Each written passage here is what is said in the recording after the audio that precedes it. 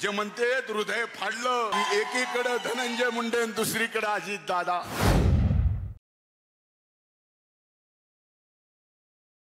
इथून खालून वरून 4-5 मला घड्याळ दाखवले. तारा मला घड्याळ पक्की माहिती आहे. माझ्यासाठी राजकारण आचारसंहिता लागली त्या दिवशी चालू झालं आणि मतदान संपलं की त्या दिवशी बंद झालं. लोकसभेच्या प्रचार सांगतेच्या ज्यांच्या प्रचाराच्या सांगतेची ही सभा आहे. माझ्या भगिनी भारतीय जनता पार्टीच्या राष्ट्रीय चिटणीस, या जिल्ह्याच्या भावी खासदार आणि केंद्राच्या भावी मंत्री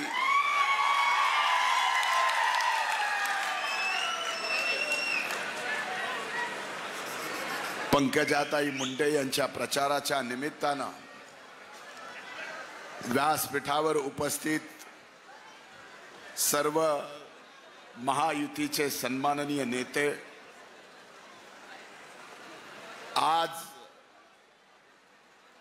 पंकजाताईंना प्रत्यक्ष या बीड जिल्ह्याच्या मातीत येऊन ज्यांनी आशीर्वाद दिले आणि त्यांना परत सूर्य मावळायच्या अगोदर पुण्याला पोहोचायचं होतं, ते युगपुरुष छत्रपती शिवाजी महाराजांचे 13वे वंशज छत्रपती उदयनराजेंनी या ठिकाणी आले. मी या जिल्ह्याचा पालकमंत्री या नात्यानं मी त्यांचं मनपूर्वक स्वागत करतो आणि मुंडे कुटुंबातला मोठा असल्यामुळं त्यांचे मुंडे कुटुंबाच्या वतीनं मनपूर्वक आभारही व्यक्त करतो.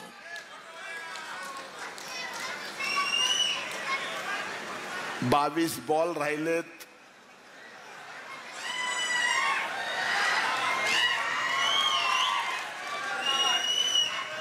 आणि सेंचुरी करायची आहे. त्यामुळे हे जे चाललंय ते बंद करा. ही बीड जिल्ह्याची लोकसभेची निवडणूक अतिशय आगळ्या वेगळ्या वळणावर गेली आहे. मला वाटत होतं की या बीड जिल्ह्याची निवडणूक संबंध देशभरामध्ये लोकसभेची निवडणूक होत असताना विकासाच्या मुद्द्यावर ही निवडणूक व्हावी. मला नाही, आपल्यापैकी अनेक जणांना हे वाटत असेल की ही निवडणूक फक्त आणि फक्त विकासाच्याच मुद्द्यावर व्हायला पाहिजे होती. पण इथं उपस्थित बंधूंनो, भगिनींनो, आपण सर्वजण आज पंकजाताईंना आशीर्वाद द्यायला आलात. दुःखाने आणि खेदानं व्यक्त व्हावं लागतंय की ही निवडणूक या बीड जिल्ह्याची देशाच्या आणि या जिल्ह्याच्या विकासावरती नाही झाली, तर फक्त जाती पाती आणि धर्माच्या वर झाली. पण या बीड जिल्ह्यानं कधी जात पात धर्म कुणी कितीही कुठल्याही निवडणूक प्रयत्न केला तर या बीड जिल्ह्याची मायबाप जनतेने कधी जात पात धर्म बघितला नाही. तर कर्तृत्ववान माणसाच्या पाठीमागे हा जिल्ह्यातली प्रत्येक जात पात धर्म या ठिकाणी उभे राहिलेले आहे. मी आपल्याला सूचना केली की मला 22 बॉल मध्ये सेंचुरी करायची आहे. तुम्हाला असं वाटलं असेल की मी भाषणाच्या सेकंदावर मिनिटावर बोललो आहे. नाही, पंकजाताईचा विजय सुनिश्चित आहे. तो विजय ऐतिहासिक मताने होणार आहे हेही सुनिश्चित आहे. पण त्या ऐतिहासिक मतामध्ये सर्वाधिक ऐतिहासिक मताधिक्य हे परळी विधानसभा मतदारसंघाचं असलं पाहिजे. हे तुम्ही देणार आहेत का? याच्यासाठी म्हणलं होतं 22 बॉल मध्ये आपल्याला 100 रन काढायचे आहेत. आता कळालं. आज या ठिकाणी अनेक गोष्टी बोलता येतील. आज जात पात धर्म काढले होते, पण केंद्राच्या 80 कोटी जनतेला ज्यावेळेस मोदी साहेबांनी मोफत राशन दिलं, आपल्यापैकी किती जणाला मिळालं? हात वर करा. ज्याला राशन मिळालं त्याची जात पात धर्म केंद्राने काढली. शेतकऱ्याला आपल्या खात्यावर 6000 रुपये मिळाले, आपल्यापैकी किती जणाला मिळाले? हात वर करा. जात पात धर्म काढली. मग इथं मात्र मतदान देताना जात पात धर्म येते कुठून? कशासाठी? हे आज नाही, 2009 ला आत्ता ज्या सोशल मीडियावरती काही घोषणा येत आहेत आपल्या विरोधात, स्वर्गीय मुंडे साहेब पहिल्यांदा लोकसभेला उभे राहिले त्यावेळेसही याच घोषणा होत्या. याच घोषणा होत्या. पण या बीड जिल्ह्याच्या मायबाप जनतेने त्यावेळेसही दाखवून दिलं. आणि आजही बघा की आपल्या दृष्टीने ही निवडणूक पंकजाताईची नाही, त्या नेत्या आहेत म्हणून नाही, तर त्या देशाच्या लोकनेत्या आहेत म्हणून आपल्यासाठी ही महत्वाची निवडणूक आहे.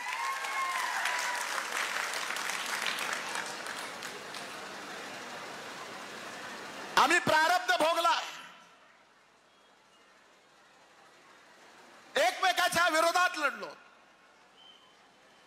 पण व्यासपीठावर बसलेलो असताना एक क्षण मला आठवला. तो क्षण होता ताई तुमच्या 2009चा विधानसभेचा उमेदवारी अर्ज दाखल करायचा.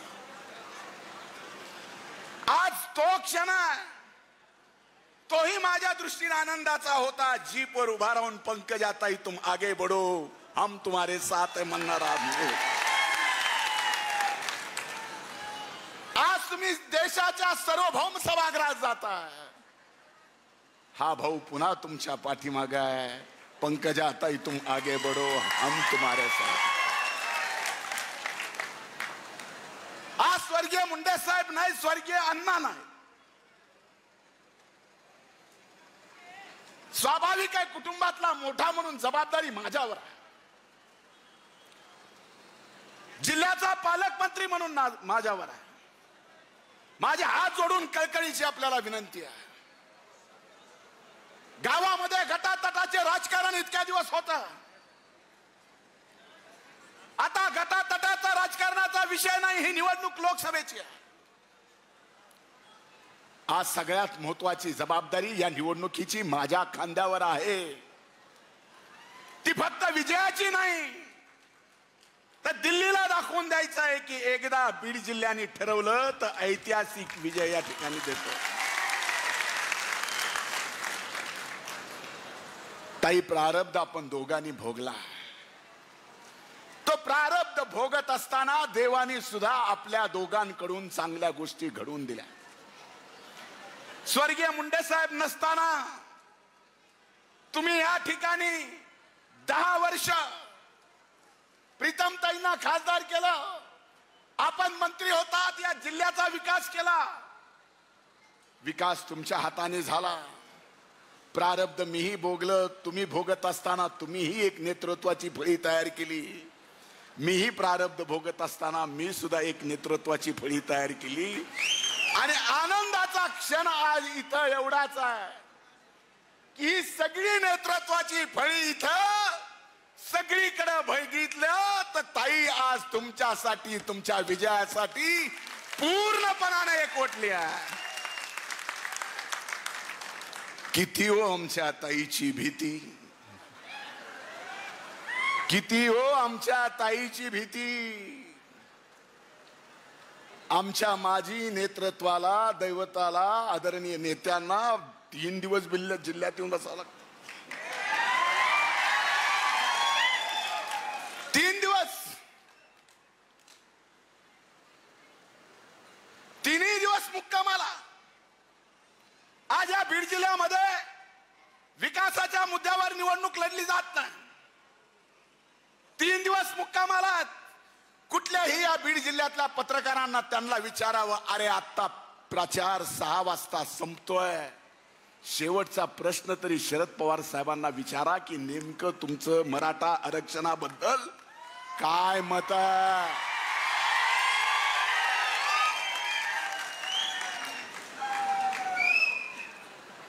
आरक्षणाच्या पाठीमागे राहून राजकारण करायचं. अरे आता आरक्षणाचा मुद्दा राहिलाच नाही. निजामकाली दस्ताप्रमाणे प्रमाणपत्र द्यायचे होते, दिले. 10% आरक्षण विशेष अधिवेशन बोलून कायदा करायचा होता, केला. तो टिकवायचा होता, टिकला. सगळा सोयऱ्याचा विषय होता, त्याचं जाहीर प्रकटन काढलं. मग राहिलं काय? अरे ज्या दिवशी कुणबीचं प्रमाणपत्र मिळायचा निर्णय सरकारने घेतला, त्याच्या दुसऱ्या दिवशी आपल्या विरोधातल्या बहुरंगानं पहिलं प्रमाणपत्र त्याने घेतलं. पहिलं प्रमाणपत्र घेतलं. ताई तुम्ही म्हणला सगळे विचारतात, पण ह्यांनी पहिलं प्रमाणपत्र कशासाठी घेतलं? तर केजच्या खरेदी विक्री संघाच्या निवडणुकीत इतर मागासवर्गीय मतदारसंघात त्या प्रमाणपत्रावरती अर्ज दाखल करायचा होता. मग आता तुम्ही काय झालात? एकीकडे ओबीसी म्हणून प्रमाणपत्र घ्यायचं, ओबीसी मतदारसंघात अर्ज दाखल करायचा, तिथं मात्र ओबीसी. लोकसभेच्या निवडणुकीला काय? असं कसं राजकारण आपण समजून सांगाल? अरे आज छत्रपती शिवाजी महाराजांचं आपण सर्वांनी इथं दर्शन घेतलंय. त्यांचे 13वे वंशज ताईंना आशीर्वाद या ठिकाणी द्यायला आले. अरे छत्रपती शिवाजी महाराजांनी सुद्धा स्वराज्य उभं करत असताना 18 पगड जाती धर्माच्या सर्वांना सोबत घेऊन स्वराज्य उभं केलं. त्यावेळेस पासून गावगाडा, त्यावेळेस पासूनचा गावगाडा, गावकोस 18 पगड जाती धर्मातले सर्व लोक एकत्रित या ठिकाणी गुणा गोविंदाने राहतात. पण इथं मात्र बीड जिल्ह्यामध्ये अतिशय वेगळ्या पातळीवर, एवढ्या खालच्या पातळीवर एवढा द्वेष की आम्ही दोघं बहीण भाऊ आता गाडीतून येताना छत्रपती उदयनराजेंच्या साक्षीने बोलत होतो की एवढा द्वेष जर होत असेल तर कधी कधी आमच्या सारख्याला सुद्धा खरंच राजकारण समाजकारण करावं का नाही करावं. अरे आम्ही आमच्या कुठल्या तरी जातीत जन्माला आलो, हा आमचा दोष आहे.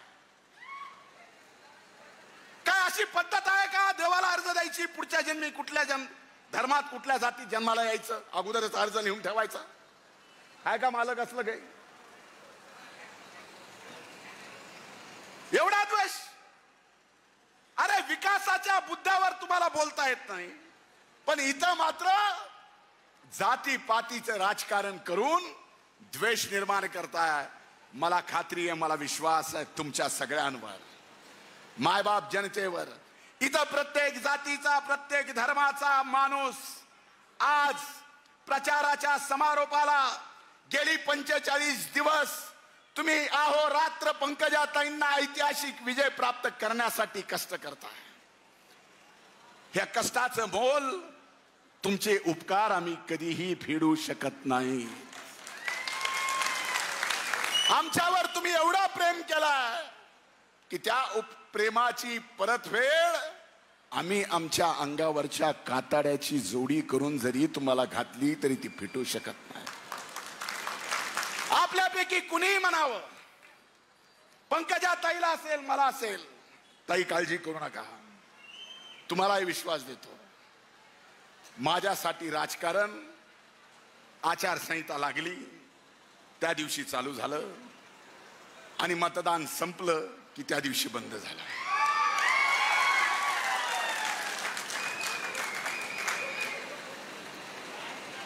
ज्यांनी शिव्या दिल्यात तोही दुसऱ्या दिवशी येऊन काम सांगतो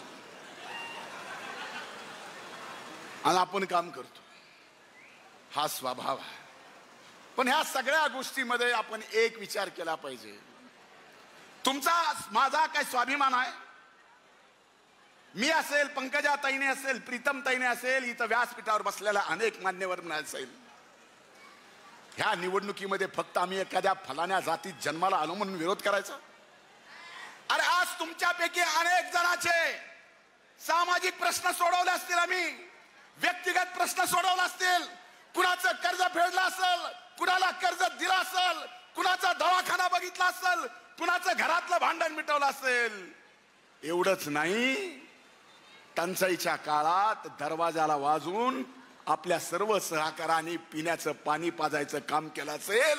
नाही तर कोविडच्या काळात रेमडेसिवीरचं इंजेक्शन देण्यापासून ते सकाळच्या नाश्त्यापासून, दुपारच्या जेवणापासून, रात्रीच्या जेवणापर्यंत या परळी विधानसभा मतदारसंघातल्या मायबाप जनतेची सेवा केली. ते सेवा करत असताना आम्ही कधी जात पात धर्म पाहिला? एकीकडे मागासवर्गीय समाजाला म्हणायचं संविधान बदलणार आहेत. चापकी बार 400 पार हो गया कि संविधान बदल देंगे. जोपर्यंत सूर्य चंद्र आहे तोपर्यंत संविधान कुणीही परमपूजनीय बाबासाहेबांचं बदलू शकत नाही.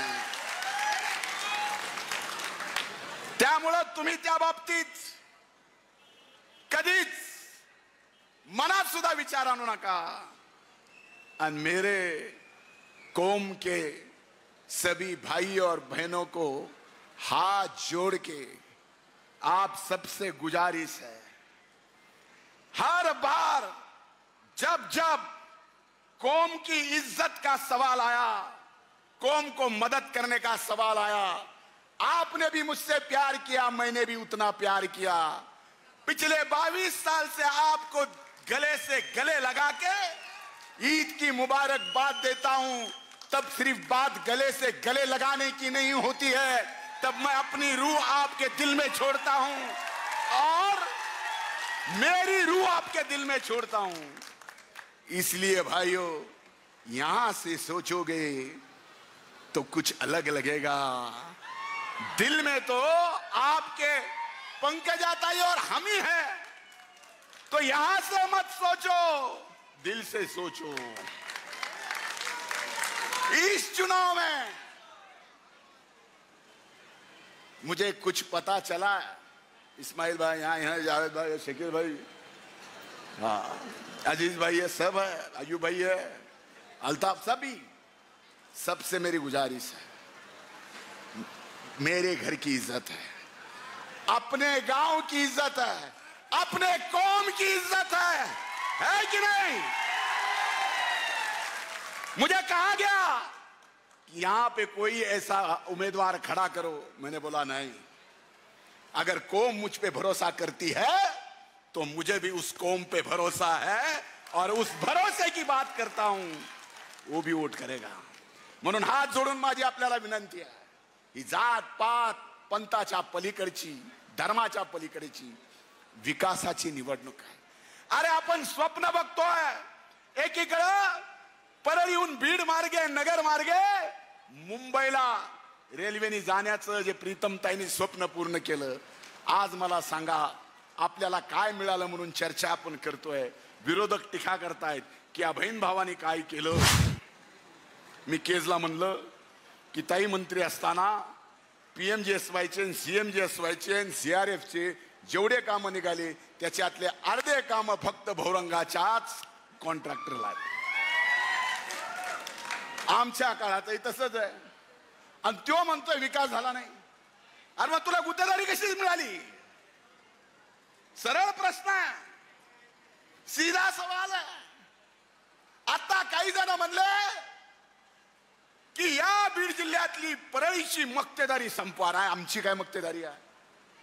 आता समारोपाच्या सभेत अरे परळीची मक्तेदारी धनंजय मुंडे आणि पंकजाताई मुंडे नाही, प्रीतमताई नाही. परळी म्हणजे प्रभू वैद्यनाथ आहे. परळी म्हणजे पंचम द्वादश ज्योतिर्लिंग आहे. परळी म्हणजे तुम्ही आहात. परळी म्हणजे ही मायबाप जनता आहे. आम्ही परळीत आणि बीड जिल्ह्यात कधीही फरक केला नाही, ना कधी आम्ही करणार. विकास सर्व जिल्ह्याचा होणार आहे. अरे जर तिसऱ्यांदा आज संबंध देश जर म्हणतोय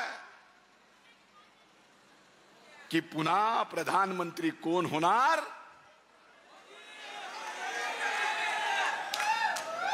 अगर मोदी जी वापिस पीएम बनने वाले हैं तीसरी बार, तो पहली बार अपने को भी यहां से पीएम को भेजना है।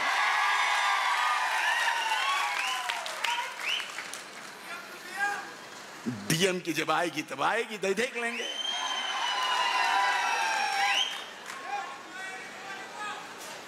काय म्हणलं? पण एक लक्षात घ्या, माझ्या दृष्टीने ही विकासाची जेवढी महत्वाची निवडणूक आहे, तुम्ही माझं कुटुंब आहात, माझं जे काय आहे ते तुमचं आहे। आमच्या कुणाच्याही दारातून आपल्यापैकी एकही कुठल्याही अडचणीच्या काळात त्या अडचणीचा निकाल निघाल्याशिवाय गेलं नाही।